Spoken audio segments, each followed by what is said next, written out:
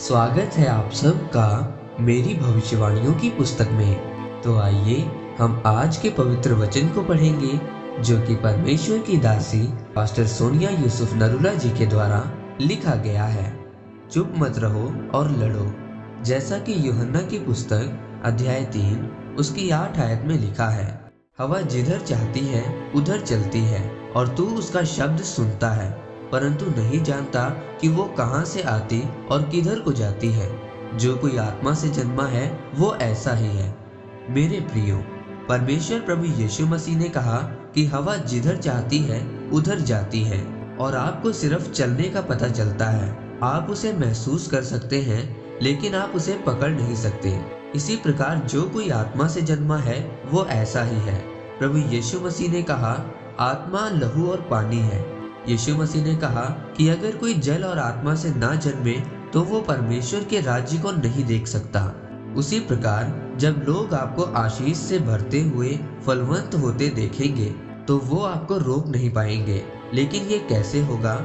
जब आप आत्मा से जन्मेंगे और चुप नहीं रहेंगे, शैतान के आगे घुटने नहीं टेकेंगे, तब ऐसा होगा। जिस प्रकार जब हम बाइबल में पढ़ते हैं कि जो गोलियत नामक एक योद्धा था, उसने अपने देवताओं के नाम में दाऊद को श्रापित किया और कोसा। दाऊद एक बात जानता था कि शैतान शब्दों के द्वारा मारता है। दाऊद को पता था कि उसने शैतान के साथ कैसे लड़ना है।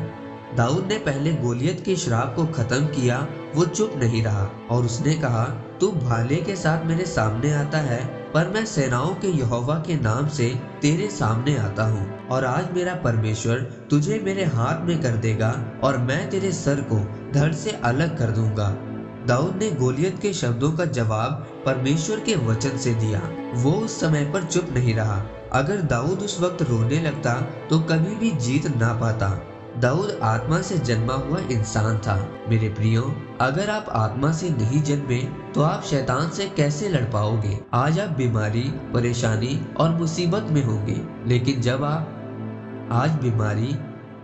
आप बीमारी, परेशानी और मुसीबत में होंगे, लेकिन जब आप इन सब चीजों के आगे घुटने टेक देंगे तो आप कैसे जीत पाएंगे? याद रखें, जिंदगी आपको वो देती है जिसके लिए आप लड़ते हैं और बिना लड़े आप जीत नहीं सकते। अगर रानी एस्तर रानी बनने के बाद चुपचाप बैठी होती कि मुझे क्या जरूरत है अपनी यहूदी कौम को बचाने की, तो उसकी यहूदी कौम बचाई ना जाती। लेकिन वो रोजों और प्रार्थना के द्वारा लड़ती रही और जीत हासिल करती है, क्योंकि वो आत्मा से जन्म ले चुकी थी और इस दुनिया में आत्मा से जन्मे व्यक्ति को समझना असंभव है। आज लोगों के जीवन में श्राप और जादू टोना जैसी चीजें काम कर रही हैं और वो चुप हैं। आपको चुप नहीं बैठना है। परमेश्वर का वचन आपके लिए हथियार है।